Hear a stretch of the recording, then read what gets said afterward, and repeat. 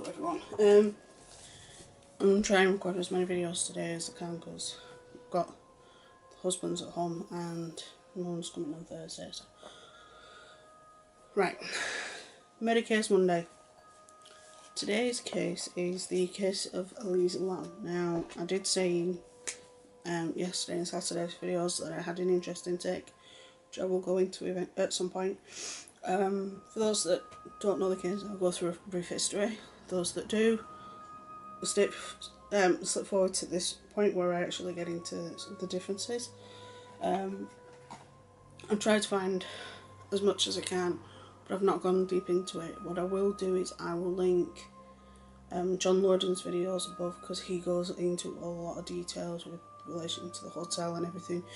Him and one of his colleagues actually went to the hotel, so it's just not something I can do because I'm in the UK, so it isn't something that I can physically, one sec, that's a bit better, that I can physically do because I'm in a completely different country.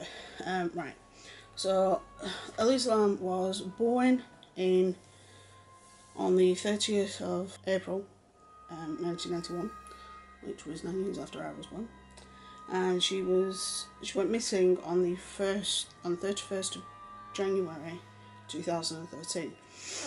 Her body was found on the 19th of February 2013 in the water tower of the Cecil Hotel. Now, the Cecil Hotel does have quite a creepy background. It's had several killers living in its wall, including serial killer Richard Ramirez. There have been murders and suicides in the hotel. So, you know, not exactly the best hotel, but a lot of hotels have that, particularly ones of that age. We have hotels over here that have that, whether it dates back to when there used to be castles or manor houses to now where the hotels, people die in hotels, unfortunately. She died at the Cecil Hotel in Los Angeles, California, which is in America. So quite a far distance from where I am. Her distance was well reported because she was a Canadian national in the US. She's from British Columbia. And the media interest was increased 5 days prior to her body's discovery, which was due to the release of the CCTV footage of the time she was seen where she was in the lift. If I can I'm going to see if I can download the file. If I can, I'll pop it here.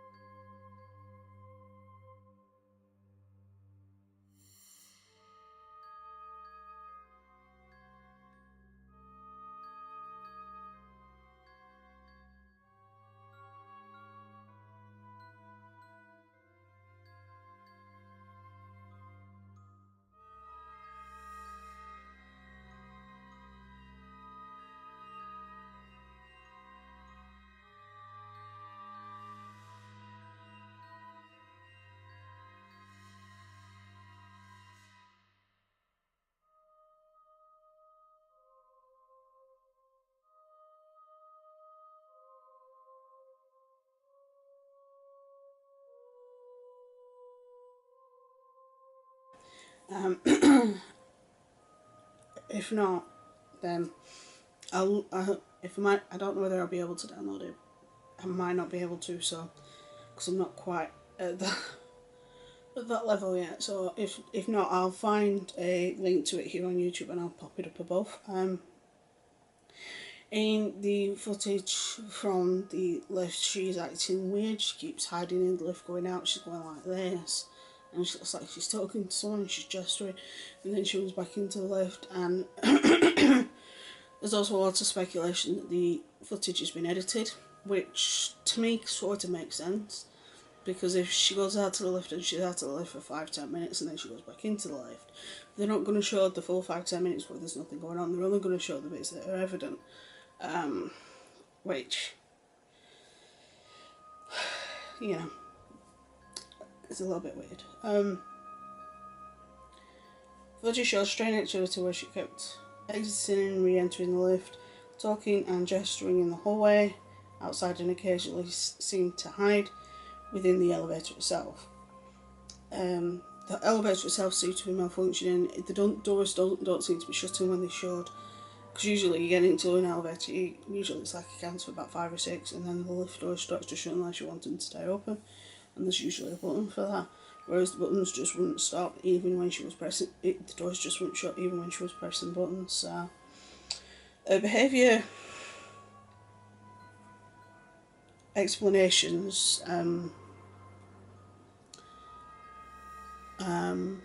range from a wide variety, from paranormal involvement, such as she's talking to us, hence why she's doing this, her bipolar disorder she suffered from, and various other things.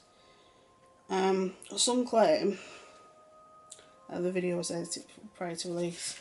Like I said, there is going to be a possibility of it being edited because they need to take out what they call dead space, where there's nothing going on. People deem the death as suspicious for various reasons. Her body was found naked, most of her clothes and some of her personal effects were floating with her, not all of her personal effects though. And she was found after people in the hotel told staff the water tasted funny. And there's also the fact that, again, she was missing for nearly 2 weeks. She was acting strange on her last time she was seen. That there's no way for somebody to get to the roof without tripping an alarm, but that has been tested. Some people found that it does trip the alarm and other people found that it hasn't. It took 4 months after repeated delays to release Lam's autopsy reports, which cite no physical trauma, cause of death accidental, body was in the water tank for 2 weeks. That is important. I will get to that in a second. So I'm gonna I have an interesting take and I'll explain why in between that and me actually telling you what I mean. Now, the autopsy itself was performed by two pathologists, which was Jason Tovar and Uli Wank. I'll put the names down below. And they spent 4 hours dissecting and going through the body and everything. On the 21st, Coroner's Office revealed that her death was deemed accidental drowning with bipolar contributing factor. She was bloated and green, with some marbling in her abdomen and skin separation. Again, that is important, remember that bit. I'll get to that in a second. Rape was conducted as well as fingernail clippings and scrapings, and there was also no sign of physical rape in any sense. Her toxicology tests were done on the blood and organ tissues. There were metabolites found and traces of her prescription medication that were consistent. Listopex and loose pills that were found with her belongings, but not in the water tank itself. There was no evidence of suicide. People question the manner of death due to her body being naked. Right. Now this is where I'm going to actually have to explain something else. When I did my degree, I did at the end of your degree of a Bachelor's of Science, in your last year, the whole year, you do a dissertation. And I was lucky that I was able to choose the topic that I wanted. And in this case, I chose the topic of the types of information you can get from skeletonized remains as opposed to mummified remains. Now, as a result, I had to study in depth the workings of decomposition, and also what it does to your body, and what effect that has on other parts of, like, say, clothes and stuff. Now, I'm not going to put pictures because I will get this video flagged straight away, but a quick Google search will actually show this. When the body blows, say I'm already a big lady, right? Say I end up dying and I'm in a body of water. Because most cause of bloating is gases created by the bacteria in the gut eating away the skin and the flesh that's in there. What happens is the air causes the skin to stretch and bloat and bloat and bloat, and as a result, say somebody who's like £100, a little bit shorter than me, normally when they are found in the bin in water could look like they're £150 because they bloat that much, and as a result, because essentially your stomach's literally going like this, it will push clothes off. This has happened with people that have died in natural disasters where flooding is a major factor, where they were last seen before the water hit with, say, shorts and a t-shirt, but when they found that they've got nothing on because of the bloating, because it literally pushes the clothes off. So, which is not a factor that a lot of other people know about, because it's not a topic a lot of people know about. Now, with relation to the hatch on the water tower, there is engineering-wise several reasons. Everybody always says, well, it's quite heavy, so she couldn't have pulled it back on herself and it could have accidentally fallen. No, but if there was a high wind, and when I say high wind, I'm talking about extremely high winds, which California do get occasionally, it could shut the door, or possibly member of staff's gone up, seen the door open, just gone up and shut it without looking into the tank. So I'm completely forgotten they're doing, because there's things I forget that I've done. There's things my mum forgets that she's done. My husband does it all the time. So, you know what I mean? It's one of those things that we will probably never know whether I'm right or somebody else is right, because there's no CCTV footage in specific areas such as the roof. Considering that they've had several suicides off the roof, I think it would be greatly advised if they actually put cameras up there, so that we had an idea of things like that, this if they happen in the future. Like I say, my background in this makes me think that it was accidental, but that's just my opinion, and that's just based on my background. Somebody else with a similar background to me could think of something completely different. From the evidence that I've seen, I've watched all of John's videos, I've watched multiple of other people's videos, and I still come to the same conclusion, because I know what the body does during decomp, and the body, when it was found, was bloated and green, which means, and it had been there 2 weeks. So it's one of those things that, unless I actually have the criminal files the actual files in front of me, I don't know the truth. But the fact that it took 2 weeks to find it is still, to me, quite surprising, because I would have thought that one of the first things they would have done is, when she was missing, was literally go through every single part of the hotel, which clearly they didn't do. There are a lot of issues with this case, because it was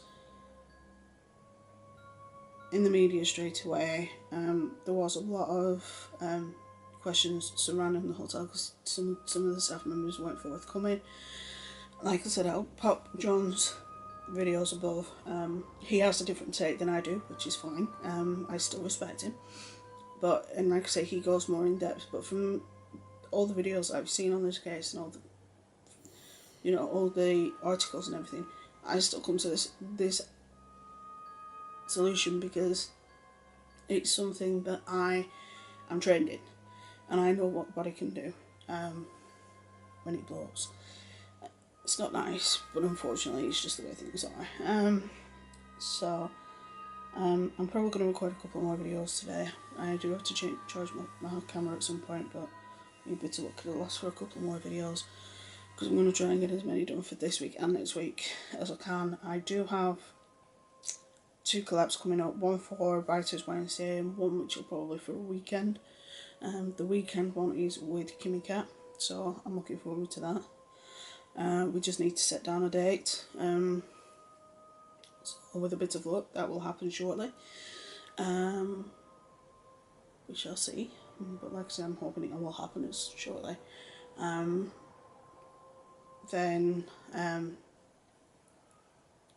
also I have a sale coming up, which I will let you know in tomorrow's video, and you'll understand why in tomorrow's video.